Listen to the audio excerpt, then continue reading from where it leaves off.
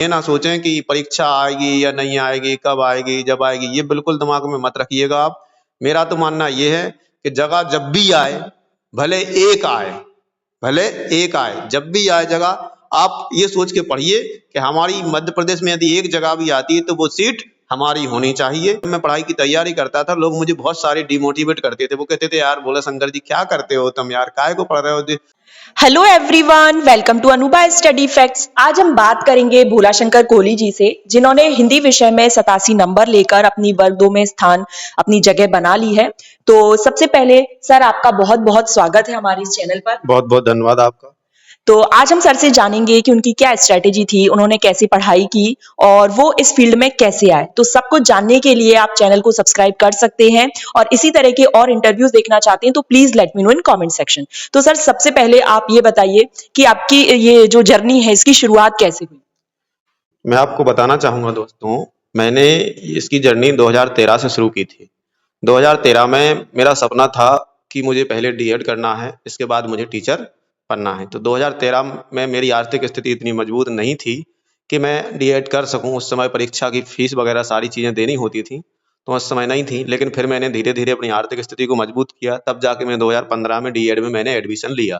Admission लेने के बाद मैंने 2017 में डीएड अपना फाइनल किया और उसी समय मैंने रनिंग में पढ़ाई भी शुरू कर दी थी अपनी, मतलब टीचर की जॉब के लिए मैंने पढ़ाई शुरू कर दी थी 2017 से। 16-17 मैंने पढ़ाई की, साथ में मैंने डीएड भी किया। और ये भी मैं आपको बताना चाहूंगा कि डीएड जब 2018 को परीक्षा होनी थी, तो 2018 की जो परीक्षा थी वो 2019 में जाके हुई। तो मेरा मन खराब हो गया था, इसके कारण मैंने अपनी पढ़ाई को विराम दे दिया। तो फिर क्या हुआ, फिर मैंने पढ़ाई रोक दी। फिर मैं गेस्ट ज्वाइन किया मैंने 2018 में। गेस्ट ज्वाइन करने के बाद 2018 मैंने गेस्ट ज्वाइन किया, तो फिर 2019 में वो परीक्षा हुई। तो उस समय मेरे पात्रता परीक्षा मान लो या चयन परीक्षा कह सकते हो उस समय, तो मेरे उसमें 95 नंबर थे उस समय भी। तो मैं आपको ये और बताना चाहूंगा कि वो भी मैंने अच्छी तैयारी की थी उस समय भी। इसके बाद फिर क्या हुआ कि मैंने आशा छोड़ दी थी कि भाई अब टीचर तो मुश्किल है बनना, क्योंकि उस समय नंबर थे और पोस्टें हिंदी में बहुत कम थी। मुश्किल से 650 पोस्ट आ पाई थी और ट्राइवल दोनों में मिला के डीपीआई वगैरह में। तो कुछ नहीं रहा, तो मैंने सोचा, फिर मैंने कहा अब तो इसमें कुछ होगा नहीं। तो फिर मैंने 2 साल के लिए बीच में जियो कंपनी ज्वाइन कर ली। जियो कंपनी में मैंने दो ढाई साल वर्क किया। गेस्ट मेट सब छोड़ दिया, प्राइवेट कंपनी थी उसमें वर्क किया। उसमें करने के बाद फिर मेरे एक समय ऐसा आया कि मेरा जो जियो कंपनी है वो छूट गया। तो फिर मेरा मन खराब हो गया। फिर मैंने कहा क्या किया जाए, तो फिर मैंने दोबारा आके 2022 में गेस्ट ज्वाइन किया। गेस्ट ज्वाइन करने के बाद फिर मेरा गेस्ट में भी मन नहीं लगता था, क्योंकि मैं प्राइवेट कंपनी में चला गया था, तो उस क्षेत्र में मेरा माइंड बढ़ चुका था। लेकिन फिर मैंने यहाँ आके वापसी की अपनी, मैंने गेस्ट ज्वाइन किया, पढ़ाई की। फिर 2023 से मैं बिल्कुल वर्ग 2 चयन परीक्षा के लिए रन अप बनाए रखा। मैंने 2023 से बिल्कुल बढ़िया बाकायदा अपनी पढ़ाई रखी। और मैं आपको बताना चाहूंगा 2023 में, अप्रैल 2023 में मैं अपने गुरुजी देवेंद्र शर्मा जी के पास पहुंचा। उन्होंने मुझे 1 साल कोचिंग दी है, तो अप्रैल 2024 तक उनके पास भी मैंने पढ़ाई की। और एक यूट्यूब की क्लास भी मैंने ली है।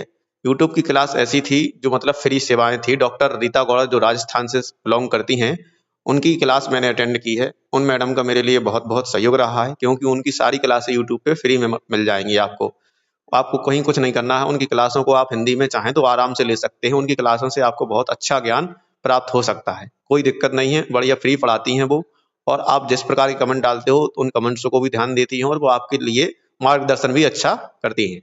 और मैंने अपनी पढ़ाई के लिए कुछ नहीं किया है, केवल अपने नोट्स बनाए हैं बाकायदा, उनको नोट्स लिखा है, लिख के पढ़ाई की है मैंने।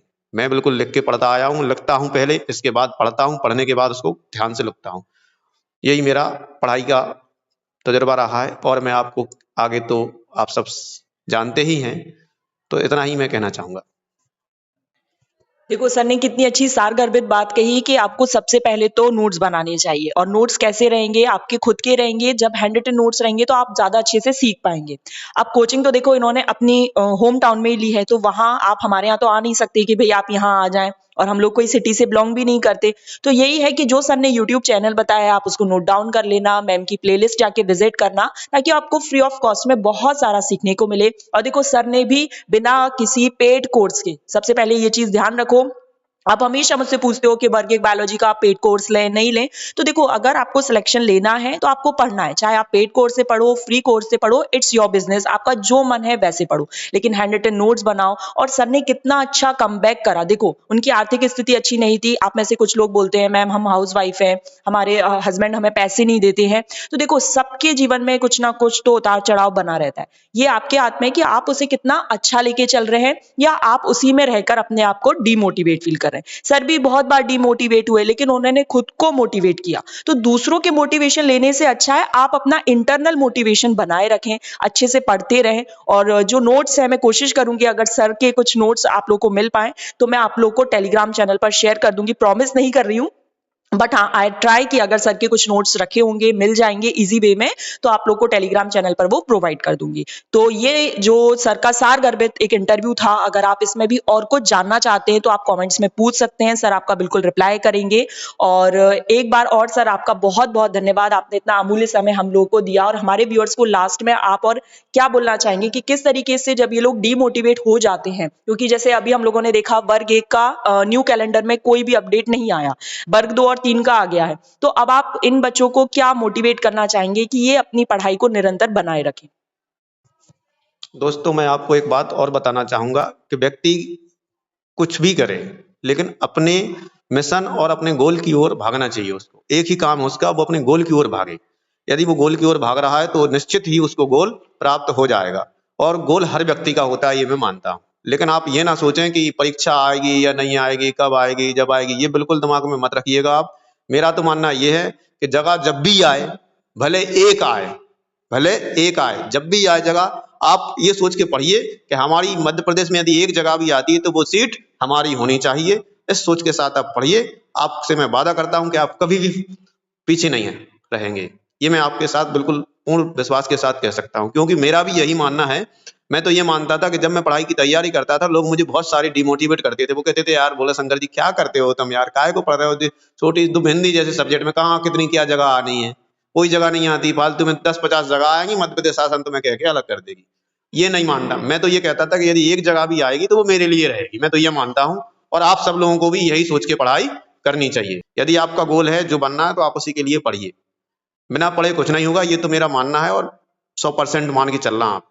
किस्मत विस्मत कुछ नहीं चलती, मेहनत करनी पड़ती है इंसान को। मेहनत करेगा तो आगे बढ़ेगा। देखिएगा अब आप।